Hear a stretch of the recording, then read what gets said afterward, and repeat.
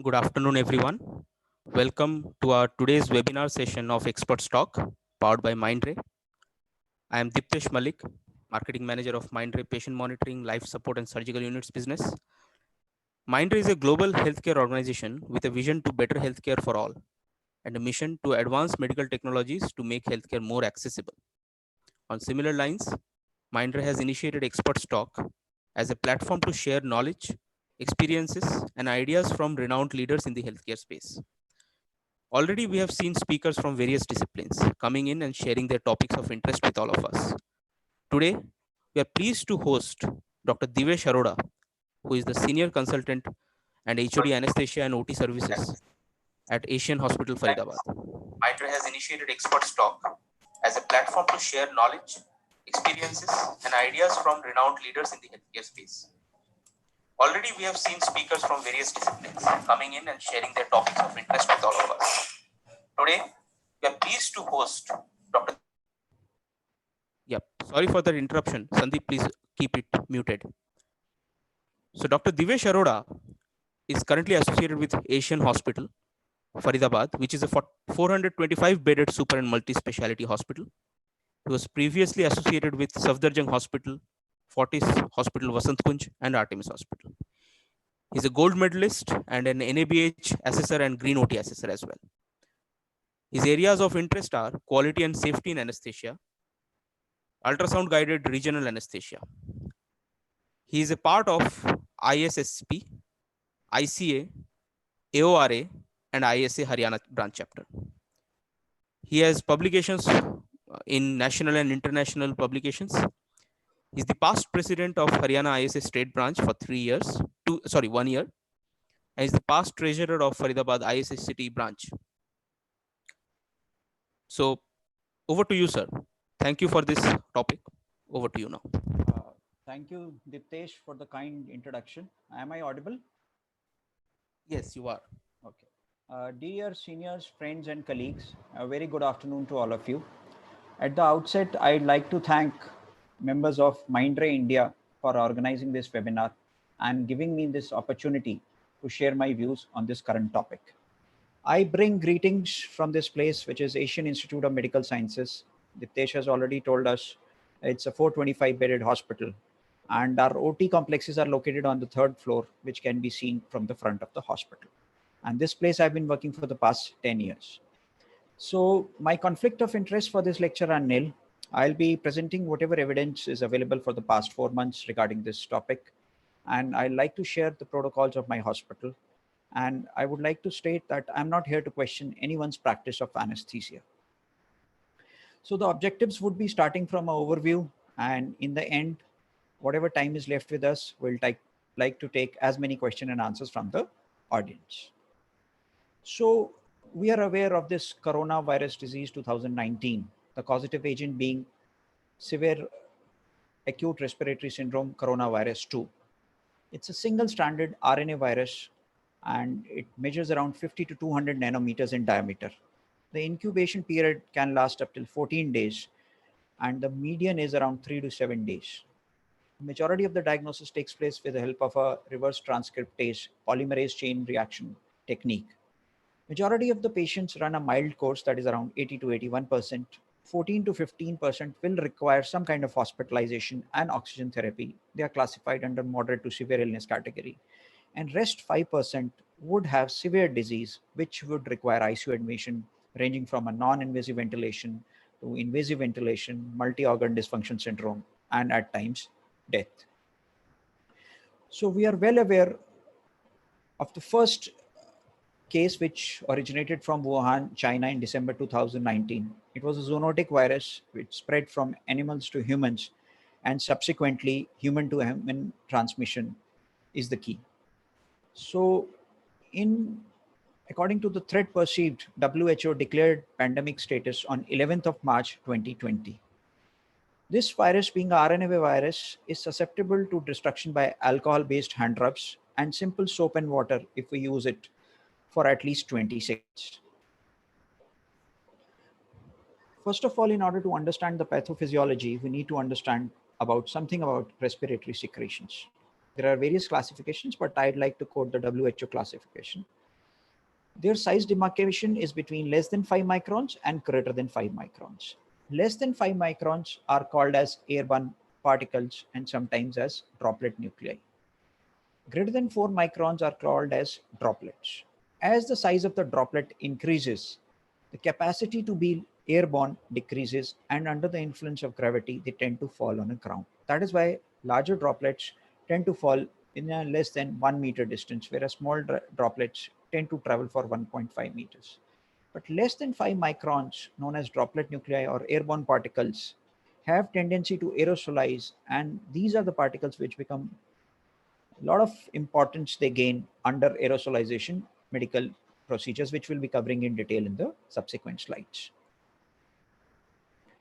So how is this virus transmitted? This virus has got all modes of transmission, be it a close contact, airborne, fomite. An infected person, whenever sneezes, talks, breathes, even in a simple breathing condition or coughs, there are certain droplets which come out, and the droplets are encased in simple water and mucus.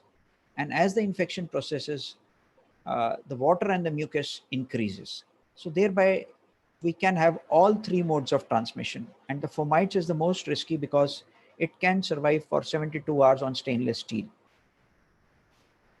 So as regards guidelines, there are a couple of guidelines which are available. Since the disease process is relatively new, everybody is trying to understand the practical implications.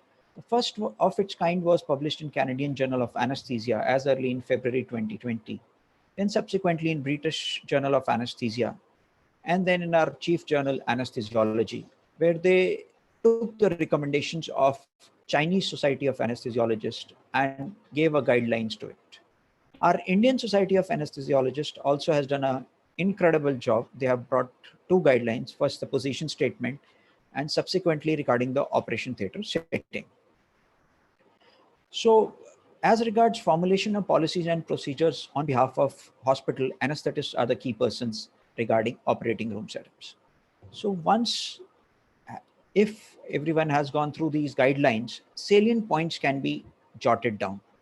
A multidisciplinary committee can be constituted if the OT committee is non-existent, comprising of anesthetists, head of the departments of various surgical facilities, nurse in charge, technician, and a designated COVID expert whom we call as a nodal expert from the hospital, and certainly the infection control nurse. These guidelines need not be copied as such, but according to the current workflow process, as regards infrastructure, patient movement, the SOPs should be framed as per institutional policies. And one thing we have to remember that these SOPs need to be reviewed in face of changing advisories and guidelines. Once the lockdown period, the first lockdown period, which started on 25th March, the elective surgeries were discouraged by various advisories as also by the government of India. That time, the main aim was to conserve the resources, healthcare resources for taking care of COVID patients, so as to not burden the hospitals with non-COVID patients. Another important reason for taking that decision was based on multiple studies, of which I would like to quote one of them. This study was published in eClinical Medicine in 2020. This was a retrospective analysis of 34 surgeries, elective surgeries carried out in China, in Wuhan, in various hospitals for asymptomatic patients. Subsequent to the surgery, all of them developed confirmed COVID-19 virus. 15 patients needed ICU care and the mortality was 20.5%. So this is a big reason that if we tend to carry a surgery in an asymptomatic patient without testing, the patients will subsequently develop, who are in the incubation period, the virus disease, plus the mortality rate was 20.5%. This was a big reason for discouraging elective surgeries. Another study published in New England Journal of Medicine, which is a very reputed journal, regarding spread of the virus in Iceland population, they found that 43% of the patients who tested positive were actually asymptomatic. Again, stressing the importance that asymptomatic carriers is a possibility in this disease process. In the United States, another article published in NEJM regarding the status of women who have been admitted for delivery, all of them, around 214 patients, were tested screened for this virus. And what was the finding is very striking. 84.6% were negative. 1.9% of the patients who were symptomatic tested positive, whereas 13.5% of the patients who were actually asymptomatic tested positive. So thereby stressing again, once again, that asymptomatic carrier status is possible. So once the first lockdown ended, we had thought that the disease process would have gone by now. But in world also and in India, the disease process is still continuing. So by April 17, 2020, American College of Surgeons, American College of Anesthetists, registered nurses, and hospital association brought out a joint statement regarding the roadmap for resuming elective surgery after COVID-19 pandemic. I would request you to go through this roadmap because these are journal guidelines, and depending on your institutional setup, one can adapt them, modify them, or reject them altogether. Subsequently, on April 29th, 2020, the American Society of Anesthetists as well as Anesthesia Patient Safety Foundation issued a joint statement on the peri-operative testing for the COVID-19 virus patients. So this suggested an algorithm for pre-operative evaluation in case one has started to do elective surgeries. First is the screening for symptoms, whatever symptom CDC has defined. Then is subsequently carry out a PCR test for that patient. If the patient turns out to be negative, then one can proceed with the elective surgery. And if the patient turns out to be positive, then the patient, obviously the surgery will be postponed and the patient needs to be admitted to the fever unit and to be taken care of according to the ICMR guidelines. So the next question comes, if the patient who has turned positive, how early or how soon can we do elective surgery once the COVID status becomes negative? This question has not been properly answered in these guidelines. They suggest evaluate the functional capacity. If it's more than 4 meds after the disease resolution, one can again think of elective surgery. So as the number of days have passed since the first lockdown has begun, we are getting more and more patients scheduled for elective surgery in our PAC clinic. So what must the anesthetist do? The anesthetist must be wearing an appropriate PPE for contact, airborne, and droplet infections, which I'll be covering in detail in my subsequent slides. A bare minimum social distance has to be maintained, that is 2 meters. And patient and his attendants, if they are allowed in the hospital as per the hospital policy, should be wearing a mask. The first and the most foremost question which needs to be addressed is the place of residence, because this will give us an idea whether the patient is coming from an area which happens to be a hotspot or a normal area. The travel history, international is almost not there, but definitely we need to inquire about it. Domestic travel across states, and the exposure to someone who has been diagnosed with COVID-19 in the past 14 days. And the symptoms which I was talking in previous slides as regards fever, cough, shortness of breath, chills, muscle pain, headache, sore throat. And this symptom, the new loss of taste or smell, is very important. So in the beginning, majority of us were thinking that the first lockdown is going to help us within 21 days, the disease process is going to stop. But as the lockdown progressed, we realized that this is not going to end so soon.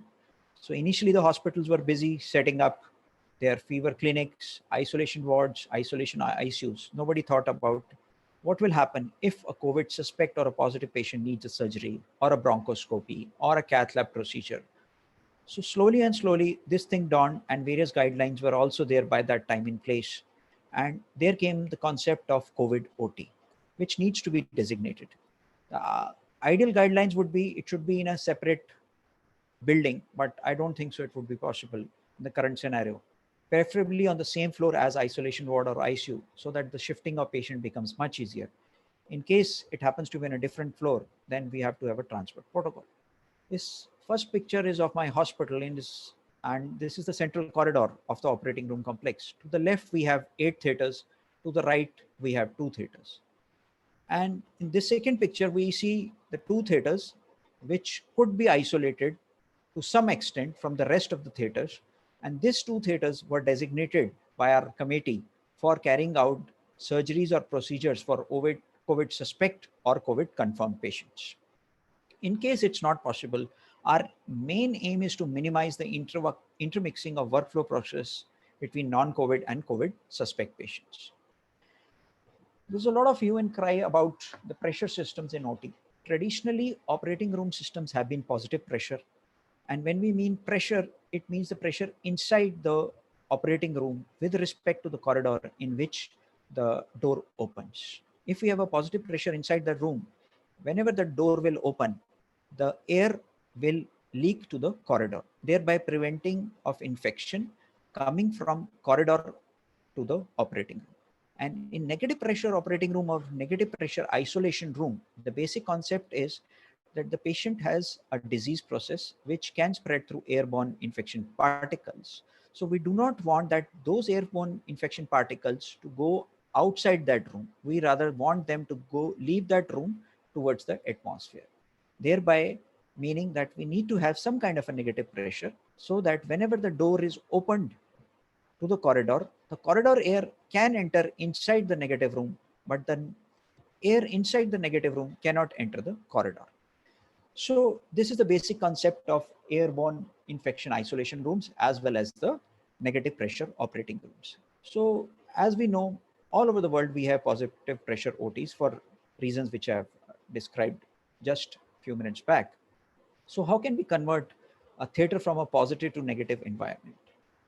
We can recollect in 2002, there was a similar epidemic by coronavirus 1, SARS-CoV-1.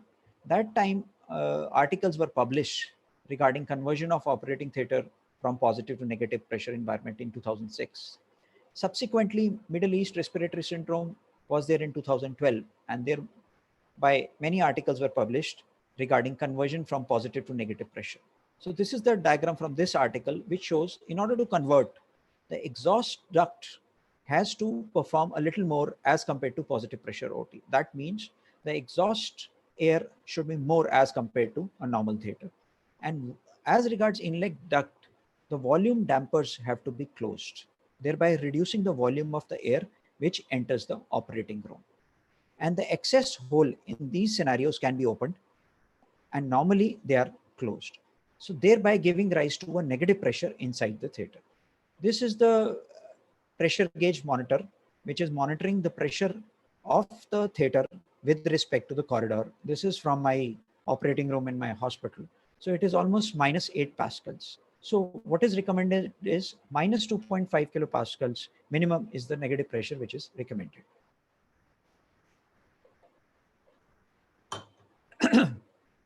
So coming on to aerosol generating medical procedures, we call them AGMPs or AGPs. These are the procedures which generate both small particles as well as large particles. There are excellent articles which I have cited in my slide, but if you have time, you can go through all of them. But one article which I have cited just below, it lists the various procedures which carry various risks. This is the table from the same article which I have cited just below. It lists the various procedures which carry various risks. And one particular risk is with tracheal intubation. It has got 6.6 higher risk as compared to rest of the procedures. Bag and mask ventilation, tracheostomy. Although the risk was not classified for placement of supraglottic airway devices, it is assumed to be a high based on basis of bag and mask ventilation. Tracheal extubation or removal of supraglottic airway device is assumed to be a high risk because at the time of tracheal extubation, there's a lot of emergence, coughing, and bucking which is possible. So please be careful at the time of extubation also. Chest compressions, defibrillations, depending on the status of the patient, whether he or she has been intubated or not intubated. Again, I have tried to classify them into various procedures as anesthesia procedures, which we are aware.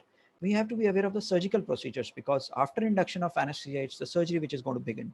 And some of the few examples where surgical procedures are associated with high generation of aerosols is electrocautery, the various drills, be it orthopedic drills, dental drills, lavage procedures, eye surgeries, maxillofacial, ENT surgeries, and many more. So the next question which comes to mind is if we are even in a negative pressure or a positive pressure operating room, we have done a aerosol generating procedure. How long these particles will be there in the air and how long these precautions have to be taken? This will all depend on which type of procedure was performed, how long you did the anesthetist or the intensivist take to complete it, and the number of air exchanges per hour in the operating room. Whether the room is negative pressure or positive pressure will determine the path of egress for the airborne particles, not necessarily the time for egress. This is an excellent table from CDC in 2003 regarding the air changes. If we look at it, if the air changes are around 20, the time required for 99% removal is 14 minutes and 99.9% removal is 2 minutes. Once the procedure is over, we have to wait for 20 minutes to further allow the surgery, depending on the type of surgery. For example, urgent cesarean section under general anesthesia, we cannot wait for 20 minutes. As an ABH assessor, I have assessed so many hospitals and operating rooms and seen various reports regarding the air changes in the hospitals. Generally, the air changes in Indian private hospitals are anywhere between 50 to 60.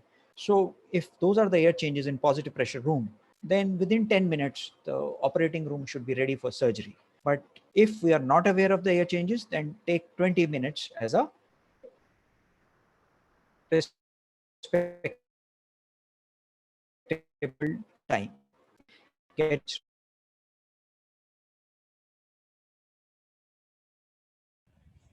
Divesh, I think your network is a bit low now. So we have this. Okay, let me check.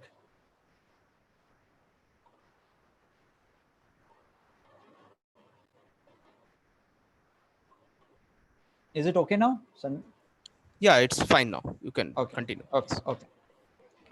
So first thing was to avoid aerosols if it's possible. If we cannot avoid, the next thing is to contain them and to devise a device where we can do a suction of them. So aerosol box or intubation box you must have heard of.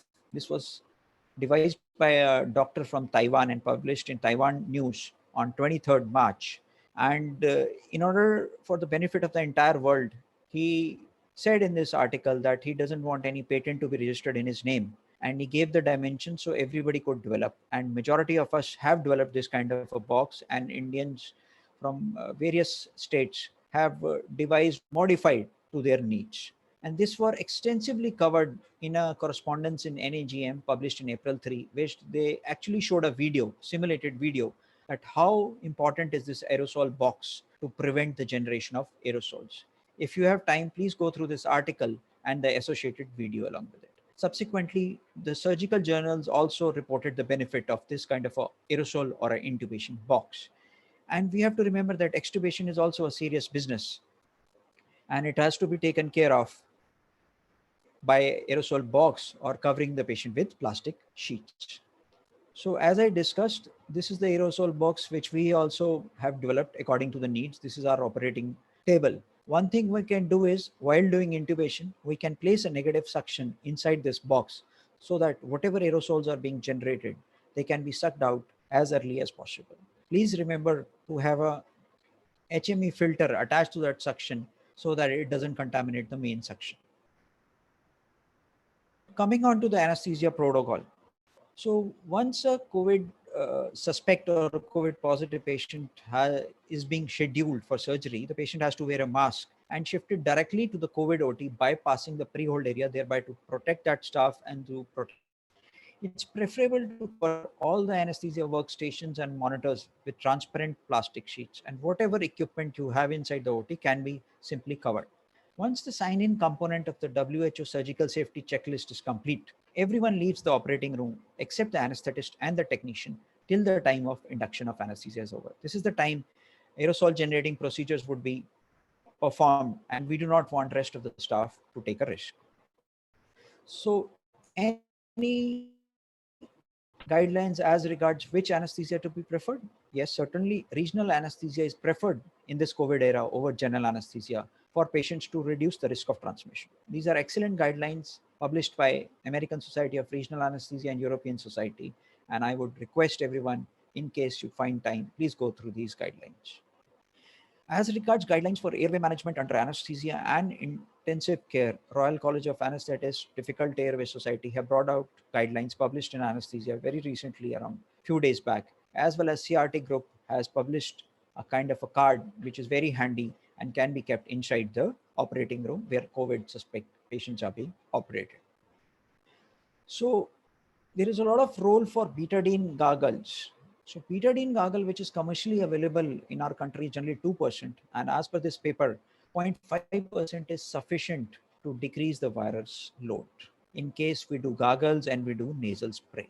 So we can dilute it around 5 times and it can be used. So how frequently it has to be used? According to this paper, every 6th hourly patient can be given betadine gargles and nasal spray. The best thing would be before the patient is being shifted from an isolation ward or an ICU, a betadine nasal spray as well as gargles can be given, and then the patient should be shifted directly to the OT complex. So traditionally, as anesthetists, we have been told that rapid sequence induction is to be done in patients with full stomach. But as you have seen, there are a lot of changes we have to bring in our traditional anesthesia practice to cover this period of crisis. So rapid sequence induction is the preferred mode of induction once we are giving general anesthesia, thereby to prevent aerosolization. So HME filters have to be attached at the patient end as well as the expiratory limb. If we are doing pre-oxygenation for RSI, which has to be done, oxygen mask can be placed on a surgical mask which the patient is wearing. That means no need to remove the triple ply surgical mask which the patient is wearing. In case, if possible, you can also place a wet tissue under this mask so as to further contain the aerosols. We have to increase the distance, anesthetist distance from the patient's mouth. So video laryngoscope is preferred. And if you have to do a suctioning, a closed suctioning system to be used. So in case we need to change circuits, a tube has to be clamped so that the aerosols do not leak into the operating room environment. Anesthesia gas scavenging system is always helpful.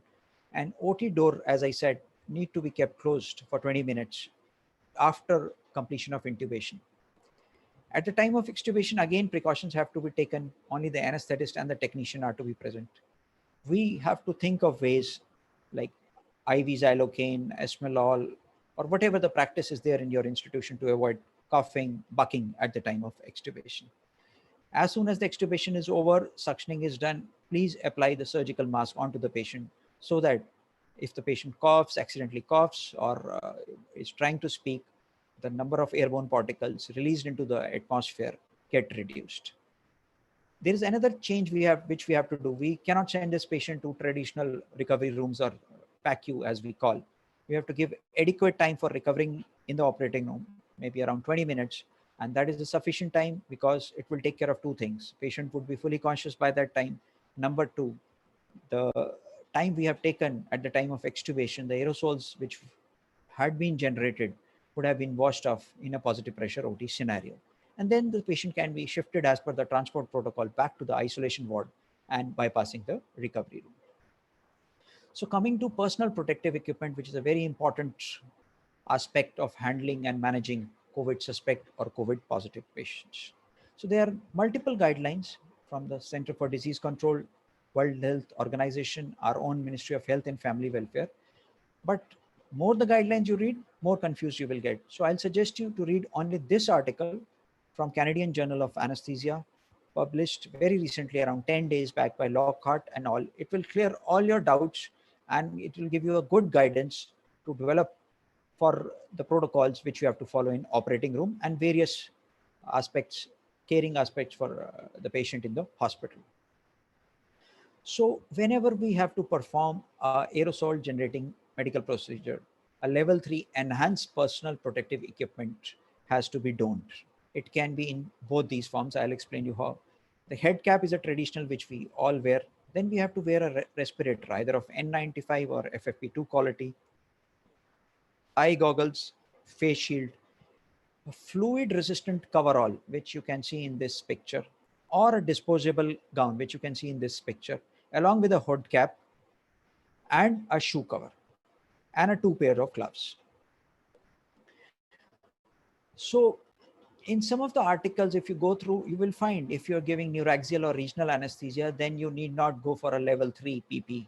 But my recommendation would be, irrespective of the fact whether it is a neuraxial anesthesia, regional anesthesia, general anesthesia, MAC, please wear level 3 PPE if you are handling a COVID suspect or a COVID positive patient. a COVID positive patient for anesthesia inside the operating room. In order to support my comment, which I just made, I like you to go through this article published in British Journal of Anesthesia, where this is again from China, Wuhan. 49 confirmed patients confirmed for COVID-19 were taken for cesarean sections or various lower limb surgeries. Spinal anesthesia was given by 44 anesthetists. 37 were wearing level 3 PPE and 7 were wearing level 1 PPE. Out of these 37 anesthetists, one anesthetist got infected who was actually wearing a level 3 PPE.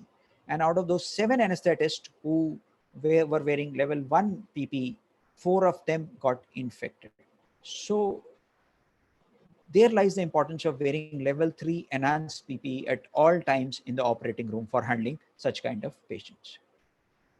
So as regards donning and doffing, doffing is the most critical step as there are maximum chances of self-contamination. CDC has published 2 type of examples. I'm showing you example 1.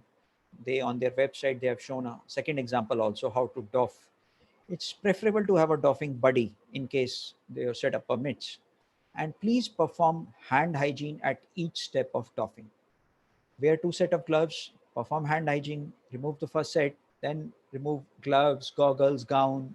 And the last thing to be removed is the respirator. And once you have done with it, please use alcohol-based hand rub once again and take a shower in the designated area. So once the surgery is over or the procedure is over, we need to make the OT ready again for a subsequent case. So there lies the importance of disinfection of the OT. The housekeeping personnel who's taking care of the OT is a person generally who's least educated about all these things. So it's our job to take adequate trainings, to mock drills with these kind of persons so that they are well aware of the protocols that need to be followed for the disinfection of the operating room. Again, they should wear the full PPE, which I mentioned in 2-3 slides back for cleaning and disinfection of OT. Medical waste should be double bagged and labeled as COVID-19, and the equipment should be cleaned and disinfected as per the hospital protocol. And some of the suggestive agents are 2 to 3% hydrogen peroxide, alcohol-based sprays, 1% sodium hypochlorite is being recommended by Ministry of Health and Family Welfare. And majority of us, we use quaternary ammonium compounds. To check whether the quaternary ammonium compound which the hospital is using is effective against COVID or not, there is a website by Environmental Protection Agency USA where you can just look for your product, type in the product, and they'll give you whether it is effective or not. This is a good practice before actually making protocols in your operating room. Last but not the least, this is the website of World Federation Society of Anesthesiologists, and Indian Society of Anesthetists is also a member of this society. So it is not possible for all of us to surf various society guidelines. I would recommend to add a shortcut on your home screen for this WFSA website. And in this website on a COVID resources, you will find links to all other websites depending on your need, whether it be a CDC, WHO. So this one web page can help you in accessing these guidelines. So how often do you need to access these guidelines? Since it is just a 4-month period and the guidelines are changing rapidly, my recommendation would be every week you designate either a Wednesday or a Saturday and designate 2-3 members of your team, if you're not working alone, to go through this website and go through these guidelines in case there is any change and that change is worthwhile, which you need to incorporate in your day-to-day practice, do introduce addendums to it. Indian Society of Anesthetists has also on their website publishing Corona-19 updates. So this is the various links which I was telling you in the previous slide. So to summarize, dear friends, COVID-19 represents a paradigm shift. It's an evolving situation, and we know the knowledge is also evolving. Majority of the hospitals which we are aware of always talk of patient-centric care. But in my view, now, since it represents a paradigm shift, it should be the care of protection of healthcare workers should be the foremost. We should be healthcare worker centric first and then patient centric. We have to provide adequate PPEs to our healthcare workers, train them. This will boost up their morale and they'll perform better once they feel safe. Yes, obviously, patient safety and quality of care is important, but we have to be healthcare worker centric first and then patient centric. Please make SOPs based on available national and international guidelines and tailor them according to the institution practices. And to conduct mock drills so that the staff is well prepared to handle such emergencies. So, in conclusion, my friends, nothing is permanent. Nothing is permanent. Change is the law of nature. How bad the situation may be, it will definitely change. Together we can and will fight this pandemic and come out successfully. Thank you for patient listening. Yeah, thank you, Dr. Divesh, for that wonderful session. I really loved the way you elucidated the whole presentation. So, going forward, we have a few questions from our audience as well, and a few questions from our side. Uh, so, next slide, please. Yeah. So, are guidelines pertaining to specialty anesthesia practices there? Up till now, whatever guidelines I have discussed with you, may it be the Indian society or the American society, they are guidelines pertaining to, in general, to anesthesia practice. They are not specific to subspecialty anesthesia, by which I mean obstetrics, cardiothoracic, vascular anesthesia. But if I take example of obstetrics, then if you go to their web page of Society of Obstetric Anesthesia and Perinatology, that is a SOAP, they have given guidelines how to practice obstetric anesthesia in this scenario. Similarly, the Cardiothoracic Society, all those societies, neuro, cardiothoracic, are coming up with their guidelines. So, as members, if you are a specialty based anesthetist, as members of their societies, you can go through their websites and you will find excellent resources. Okay, doctor. Next.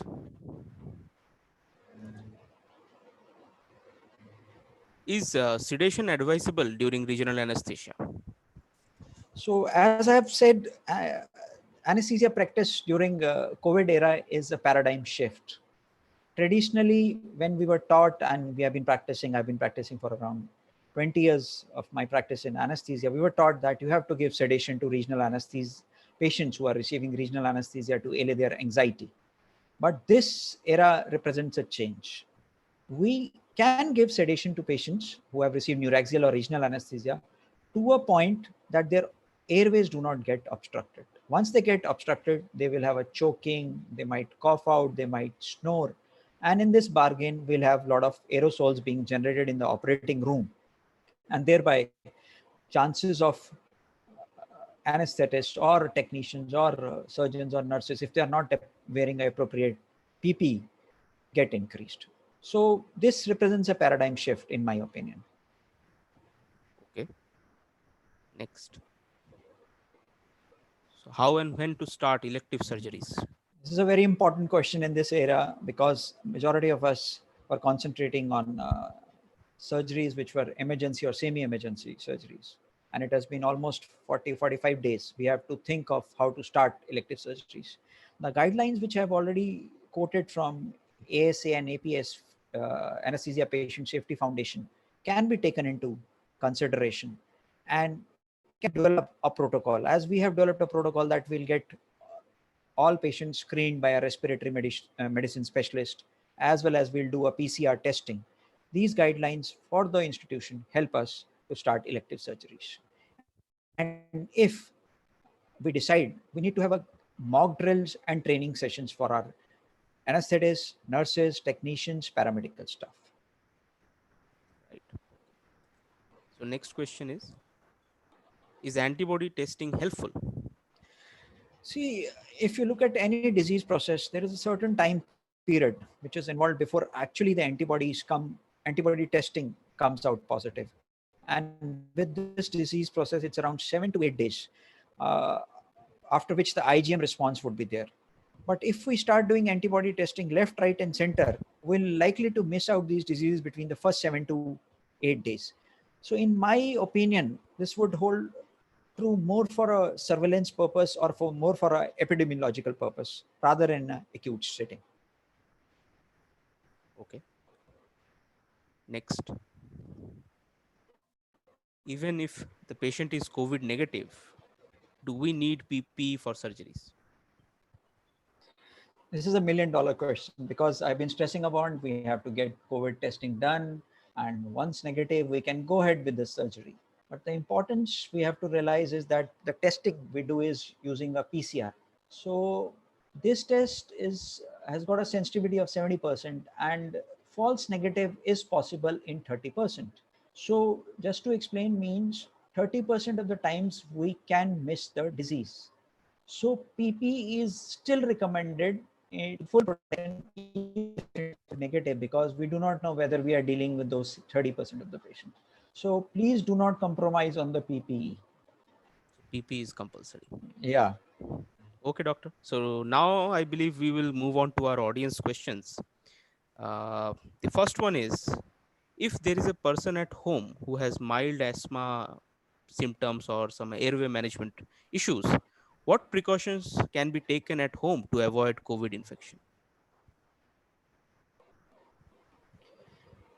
You mean to say the patient has got only asthma Yeah, and like there is a history of asthma, not a patient really, okay, but probably a very okay, acute okay, okay, chance. Yeah, okay. you So can move to the next see, slide also. Yeah, yeah, no. so if the patient is in a complete lockdown phase and the patient along with the relatives are not moving outside, as such, they do not carry a risk of getting COVID. So general precautions for asthma are advisable, not specific to COVID. But if there is a chance they are interacting with more and more people, which should not be the scenario, the practice would be to use a 3-ply surgical mask whenever they're interacting with the outside population. Okay. Next one is, there are equipment and their accessories which can be used in an OT for COVID-19 patients. If they are not autoclavable, how can you disinfect them and convince the other technicians that it is clean to use for the next time? I think this is a very good question. So, as I stated in one of my slides, if possible, you can cover as much equipment inside the operating room with plastic sheets, thereby preventing the virus to act as a fomite on those items. If not possible, once the surgery is over, this virus is very susceptible to sodium hypochlorite 1% and the quaternary ammonium compounds, which we use almost in each and every hospital. The thorough surface cleaning and disinfection can be carried out afterwards, and it and give ample amount of time. We have designated around 2 to 2.5 hours in between two cases in case we have to take a second COVID suspect in that patient.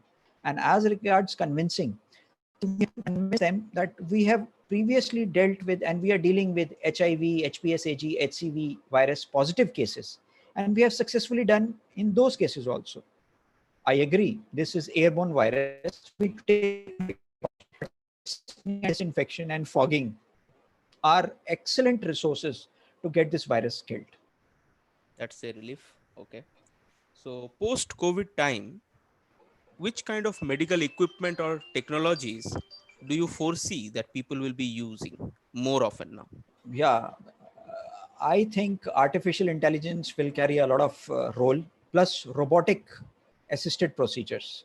For example, we have a robotic assisted intubation system, which was, I think, showcased in 2011-12, if I remember correctly.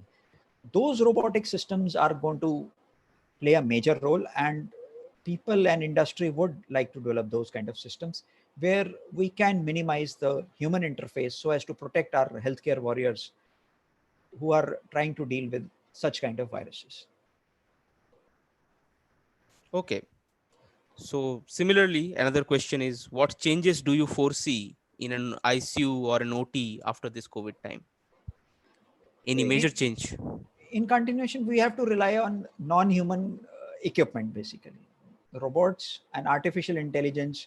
Like we have these days stethoscopes where we do not need to place them in our ear. The patient himself or herself can place on their chest, and through a app we can just listen to their heart sounds and respiratory sounds. These kind of equipments are going to grow. And what will be like some cost implications if a traditional OT wants to upgrade themselves to a negative pressure OT? See, modern day operating rooms have a dedicated air handling unit. So if you have a team, maintenance team who's expert enough, and I have shown you the two articles, and there are many more, and the circuit diagram, if you show it to them, it doesn't involve much of a cost. It can be done at your hospital level itself. If there OTs of old design, then obviously there would be added cost, which I'm not an expert, I would not like to comment. But if there is a dedicated AHU and the maintenance team, you show that line diagram, they can easily do it. Okay. So another question is, like, hypothetically speaking, after treating a COVID-19 case or operating on a COVID-19 case in an OT, the ceilings, the walls, the floors, if not fogging, how can that those things be disinfected? See, the basic principle is surface cleaning and disinfection. If you do not want to fog, which I think it should be done with this quaternary ammonium compounds, it's not a harm, or a ultraviolet uh, light source if you have, you can have a ladder inside the room, step ladder kind of a thing, and you can disinfect the ceilings, the walls with 1% sodium hypochlorite. Give a adequate contact time. 1% sodium hypochlorite is effective within 1 minute. But to be on the safer side, keep adequate contact time of it for the next 2 hours or 1 hour, whatever your hospital has decided. I think it should be sufficient. So are there any cases where these things are like been done now, or Whatever I'm suggesting you is a protocol okay. as published in these guidelines. What I'm talking right now is I have modified this protocol according to my hospital practice, which can be done for hospitals. It's not a difficult task. Okay. So now after autoclaving also, people may be scared to use them, the technicians, the OT attendants. How do you motivate them to use them See, properly?